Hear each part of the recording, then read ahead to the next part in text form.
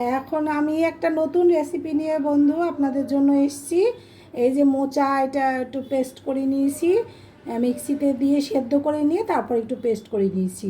তারপরে এর মধ্যে নুন, হলুদ, এই যে সামান্য একটু লঙ্কার গুঁড়ো এসব দিয়েছি, তার মধ্যে একটু মিষ্টি দিয়েছি। এটা এখন সুন্দর করে মেখে এই যে পনিরগুলো এরকম নুন দিয়ে এটাও ম্যারিনেট করে রেখেছি। এইবার এইটাকে আমি কি করব আমি দেখাচ্ছি। একটু তৈরি করে মেখে নিই, এটাকে মেখে নিলাম।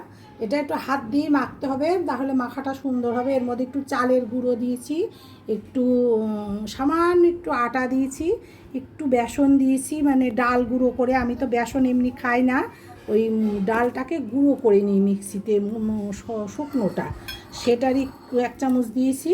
দিয়ে এটা এই যে ঠিক এরকম হবে জিনিসটা, এইভাবে, কারণ পনিরটা তো আবার ধরে থাকবে, সেই জন্য এইভাবে করেছি।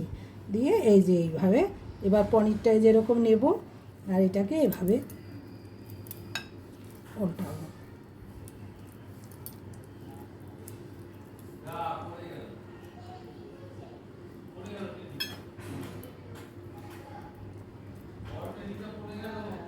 আমি যেভাবে করে দেখাচ্ছি এইভাবে আপনারা একটা করে খাবেন। এটা তো বহু লোক আছে যারা নিরামিষ খায়, বা অনেক দিন আছে এরকম নিরামিষ করতে হয়, তো তাদের জন্য মেনলি এই রেসিপিটা। এবং এটা সবাই আমরা খেতে পারি এবং অসাধারণ লাগে খেতে।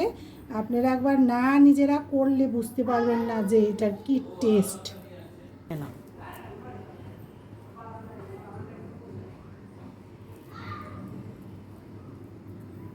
এই যে বন্ধুরা, আমি আবার আর একটা করছি আপনাদেরকে দেখানোর সুবিধার্থে, যাতে আপনাদের বুঝতে সমস্যা না হয়।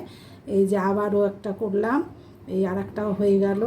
ঠিক এইভাবে কাটলেটের বা ডিমের শেপ করে করে করে নেবেন, যেটা আপনাদের যেরকম পছন্দ হয়। যদি মনে করেন না আমরা আর একটু লম্বা লম্বা করব, কাটলেট টাইপের, সেটাও করতে পারবেন।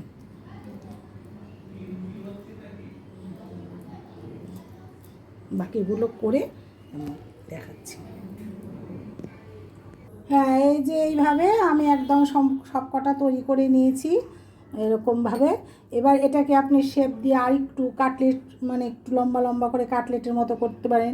তো আমার আবার এই শেপটাই পছন্দ হয়, যার জন্য আমি এই শেপেই করেছি। কারণ পনিরটা তো একটু মোটা মোটা, পুরু পুরু, সেই জন্য এটা তো একটু পুরু না করলে ঠিক হবে না। এবার এটাকে ডুবো তেলে ভাজবো, ভেজে আমি দেখাচ্ছি আপনাদেরকে, ভেজে দেখাচ্ছি। হ্যাঁ, এই যে সব রেডি করে নিয়েছি। এইবার তেল, এই যে গরম তেলটা একটু বেশি দিতে হবে, কারণ এটা ডুবো তেলে ভাজতে হবে। এইবার এই যে তেল একটা একটা করে এর মধ্যে বসিয়ে দেব, এর মধ্যে একটা একটা করে আমি বসিয়ে দেব।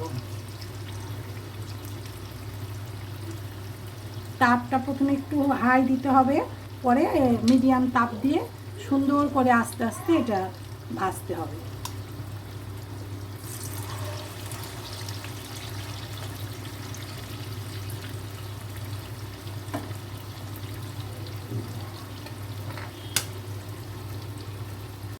এই যে এখন এইভাবে এই যে এগুলো তেলে সব কটা ছেড়ে দিয়েছি আমি, যে কটা করেছি। এবার এগুলো এই যে এখন তাপটা এই যে মিডিয়ামে দিলাম। এখন এটা আস্তে আস্তে ভাজা হবে, এক পিঠ হয়ে গেলে তখন উল্টে দেব, দিয়ে আবার তারপরে ভাজা হয়ে গেলে সম্পূর্ণ তখন তুলে নেব। এই যে এখন এক পিঠে যে হয়ে গেছে দেখুন, আমি একটা উল্টে দেখলাম, তারপর আর একটা উল্টে দেখলাম। এখন এই যে এভাবে আস্তে আস্তে করে আমি জাস্ট উল্টে দেব, তারপরে আবার যখন এই পিঠ হয়ে যাবে তখন এটা তুলে নেব, দিয়ে সার্ভ করব। এভাবে আপনারা করে খাবেন, দেখবেন যে কি অসাধারণ লাগে, মুখ পাল্টায়। তাছাড়া সবসময় তো মাটন চিকেন হয় না, সবসময় ঘরেও থাকে না, হঠাৎ হঠাৎ লোক আসে। এইভাবে মাঝে মাঝে মুখ পাল্টে পাল্টে খাবেন, দেখবেন খুবই ভালো লাগে, খুবই।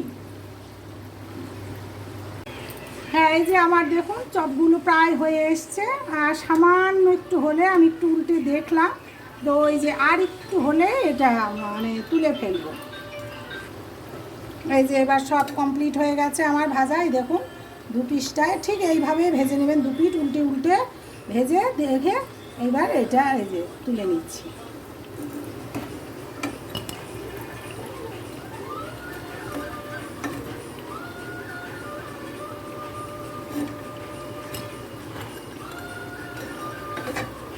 এবার বলো। এই সব এই যে তুলে নিলাম, এবারে যে এইভাবে ঠিক সাজিয়ে, এবার যারা পেঁয়াজ খাবে তারা পেঁয়াজ দিয়ে বা একটু সস দিয়ে এই ডেকোরেশন দিতে হবে।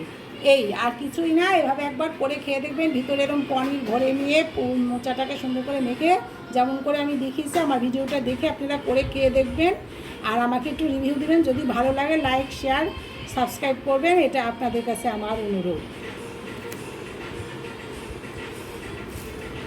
এই দেখুন ভিতরে একটু কাঁচা নেই, একদম সম্পূর্ণ পারফেক্ট হয়ে গেছে, এবং এই দেখুন শব্দ হচ্ছে, একদম সুন্দর ফ্রেশ।